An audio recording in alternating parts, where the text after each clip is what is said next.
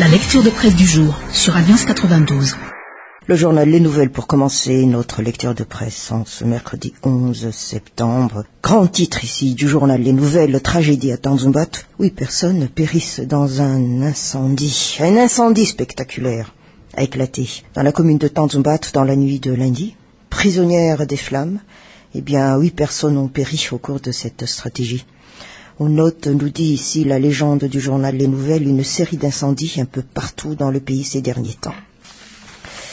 Mais par rapport à la situation politique, en page 3 du journal Les Nouvelles et campagne électorale, le gouvernement appelle au respect des lois, c'est le grand titre ici donné. L'exécutif prend le devant. À l'approche donc de l'ouverture officielle de la campagne électorale, le gouvernement lance une piqûre de rappel aux postulants à la magistrature suprême. Le gouvernement de transition tient à préciser aux candidats à toutes élections que les lois électorales qui régulent toute campagne électorale restent en vigueur et seront strictement observées en leur application. Voilà ce qui est noté à travers le communiqué issu donc du conseil de gouvernement d'hier, mais il a été aussi rajouté que les comités de soutien et de campagne sont tenus de s'y conformer. En particulier, toute réunion publique doit faire l'objet d'une autorisation formelle du chef de district. Mais par rapport aussi donc à ce conseil de gouvernement, on rappelle plutôt ici, c'était lors du conseil de gouvernement du 16 avril dernier qui avait déjà fixé les règles de conduite pour les autorités politiques durant la campagne électorale, et ce donc en vertu de l'article 45 du code électoral qui stipule qu'il est interdit à tout fonctionnaire d'autorité civile et militaire, à toute autorité politique et à toute autorité religieuse non candidat d'émettre dans l'exercice de leurs fonctions ou à l'occasion de l'exercice de celle-ci des professions de foi de distribuer des circulaires pour le compte d'une option d'un candidat ou d'une liste de candidats pendant la campagne électorale sous peine de sanctions pénales et disciplinaires. Par ailleurs, toujours à travers cet article du journal Les Nouvelles, l'article 155, ainsi relatif aux infractions en matière de propagande électorale, précise d'ailleurs que ceux qui sont à l'origine de troubles et à l'ordre et à la sécurité publique seront punis d'un emprisonnement de 6 mois à 3 ans et d'une amende de 2 millions à 20 millions d'ariars, et que tout fonctionnaire ayant obligé son ou ses agents à faire de la propagande électorale encourt les mêmes sanctions. Et dans sa conclusion au journal La Vérité, de nous noter alors que les autorités politiques non candidates, les ministres, les chefs ou membres de partis ou organisations politiques, à l'exclusion donc des chefs d'institutions, peuvent assister aux manifestations de campagne électorale pendant la période concernée, à condition de s'abstenir de prendre la parole, et que l'usage des moyens matériels et administratifs mis à leur disposition dans le cadre de l'exercice de leurs fonctions sera ainsi banni. Le journal La Vérité aussi met à sa une l'incendie qui s'est passé au niveau de Tanzumbat. 2 grands titres plutôt ici donnés par le journal. Tanzumbat, 8 corps calcinés lors d'un incendie. Grande marche de la mouvance Ravalman, il est difficile de s'avouer vaincu. Voilà donc ici les 2 grands titres. Mais par rapport à l'élection du mois d'octobre, une garantie est de rigueur. C'est le titre ici donné, car malgré l'ombre du passé et l'expérience des élections reportées, l'attention de la plupart des Malgaches est retenue par la date du 25 octobre, prévue comme celle de la première élection présidentielle ainsi pour la 4e République. Et malgré tout l'enthousiasme et l'optimisme dont on peut faire preuve, l'évolution de la situation sociopolitique actuelle ne tend pas à rassurer l'opinion, nous dit ici le journal La Vérité. Au contraire, les interminables présages de crise post-électorale commencent à s'insinuer, si bien que les électeurs se demandent si cette fois-ci il y aura bien un rendez-vous avec les urnes à la date donc indiquée. Mais face à ce que pourrait alors ressentir la population comme désarroi à la perspective d'un autre report des élections, la commission Justice et Paix estime que le gouvernement devrait annoncer publiquement que les élections auront lieu à la date indiquée ou non, et dans le cas où les responsables persistent à affirmer que les élections seront organisées d'ici le 25 octobre, ils devraient en fournir la garantie, d'après donc ici le secrétaire général de cette commission, le père Alain Thierry Rarson. Et donc à lui d'expliquer, nous dit le journal La Vérité, je cite, « En tant qu'observateur de la vie politique nationale, on ne peut que se poser des questions sérieuses sur la probabilité de la tenue des élections à la date du 25 octobre. En effet, les bombes artisanales apparaissent de nouveau à un moment aussi crucial et qu'il n'est pas sans rappeler que le même schéma a déjà été observé auparavant. Ensuite, la responsabilité de ces événements sera imputée à une personne ou à un groupe de personnes, mais au fond, l'idée est de faire douter la population sur la tenue des élections. Aussi, appel est lancé au gouvernement actuel de prendre ses responsabilités de se prononcer une bonne fois sur la tenue ou non de l'élection pour le 25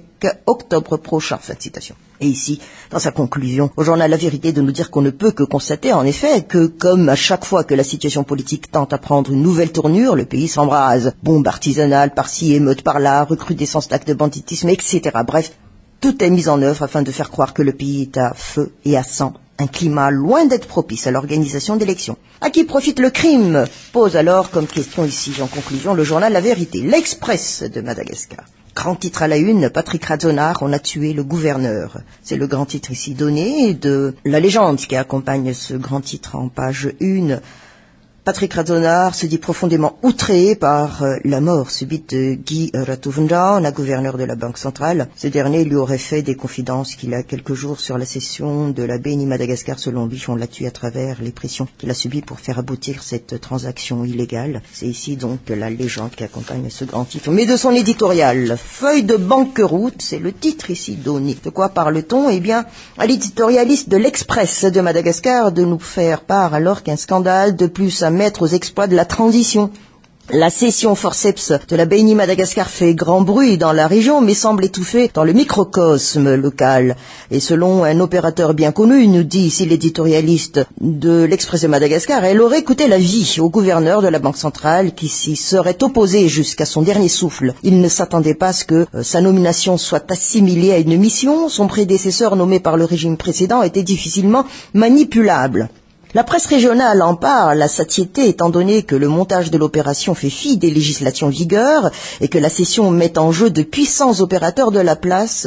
Il n'y en a pas 36, ils ne s'en cachent d'ailleurs pas, associés à des hautes autorités. Les intérêts politiques et financiers qui s'entremêlent conseillent à la presse locale d'en parler avec modération et d'écrire à l'encre blanche. La mort du gouverneur aura peut-être servi de déclic, nous fait encore savoir ici l'éditorialiste de l'Express de Madagascar. Comme le Bianco et la Samsim l'ont affirmé la semaine dernière, eh bien la période électorale est propice à toutes les transactions occultes, au trafic en tout genre, au blanchiment de toutes sortes. Mais une fois de plus, eh bien la conférence de presse tenue par ces deux organismes de lutte contre la corruption et le blanchiment d'argent a laissé l'opinion sur sa faim.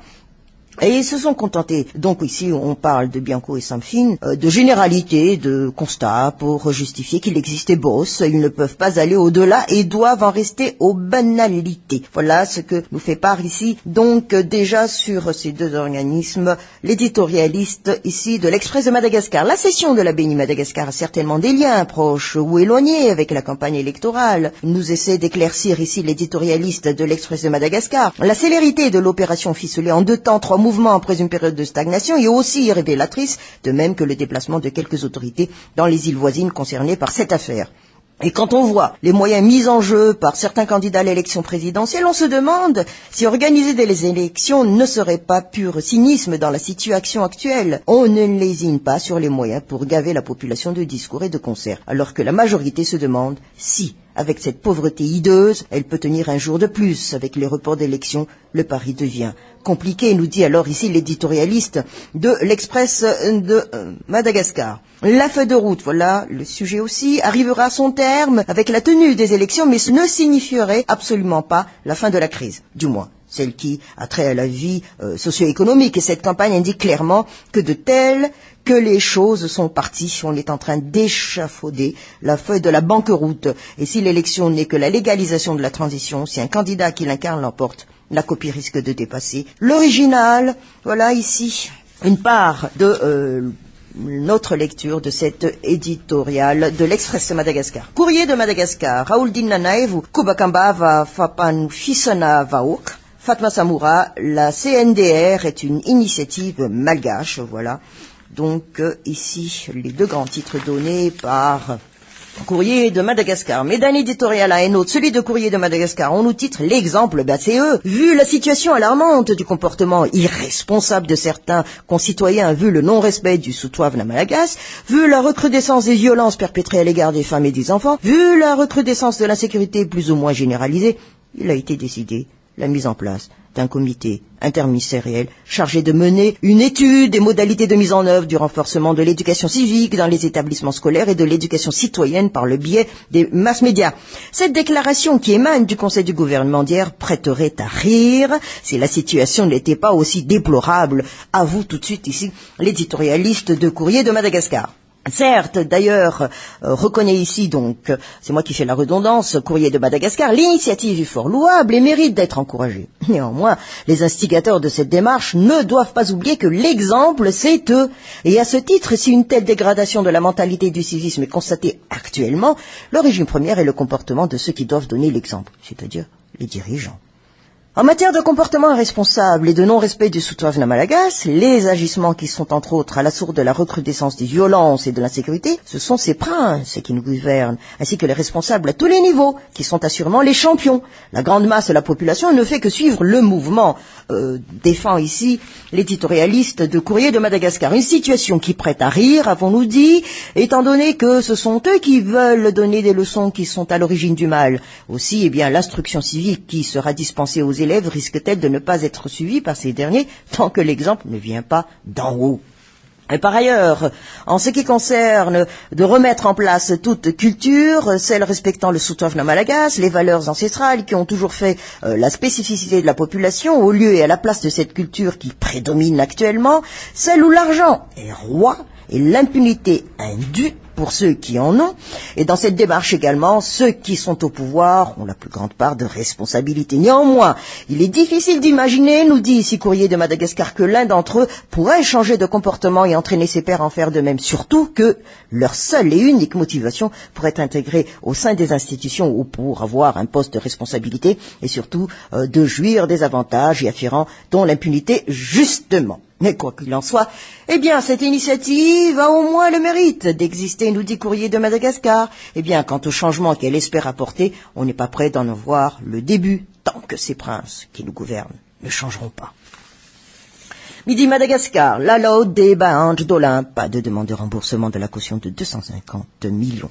C'est ici le grand titre donné par le journal. Bon, laissons la politique là, mais parlons de la société. Lutte anti-acrédienne, début de la campagne de lutte ce mois-ci.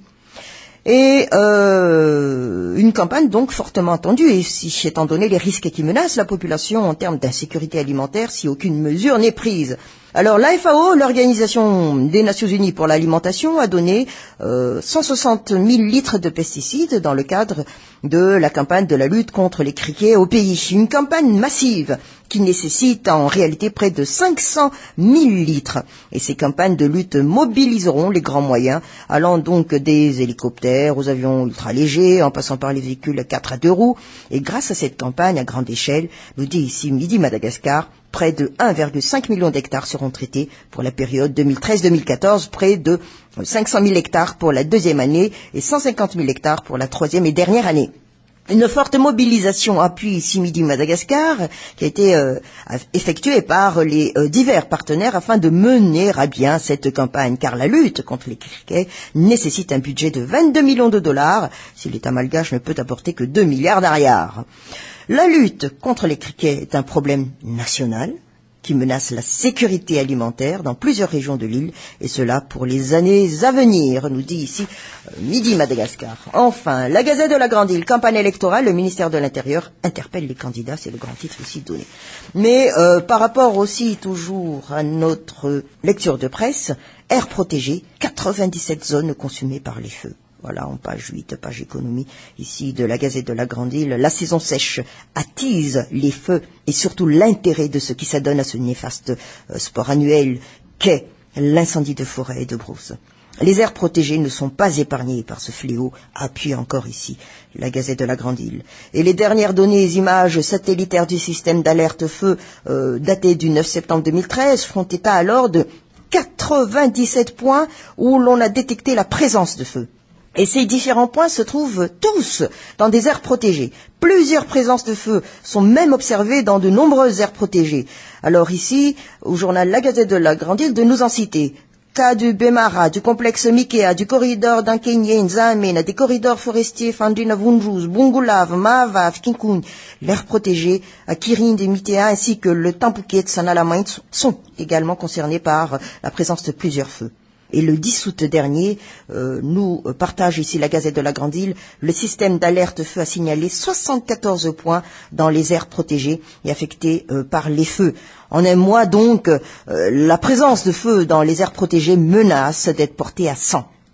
Et cette hausse inquiète, non seulement pour la biodiversité de ces superficies, mais aussi pour le revenu des riverains. Et ces derniers vivent souvent de ces aires protégées en y prélevant des matières premières pour l'artisanat, la construction, le bois de chauffe. Et d'après la Banque mondiale, l'essentiel de la richesse du pays, d'ailleurs soit 50%, est composé de capital naturel, incluant alors les aires protégées, les forêts, les terres agricoles, les ressources halieutiques et minières. Et cette forte proportion s'explique par la faiblesse des infrastructures et des problèmes socio-économiques qui en découlent. La destruction du capital naturel détruira par la même occasion une bonne partie des richesses du pays.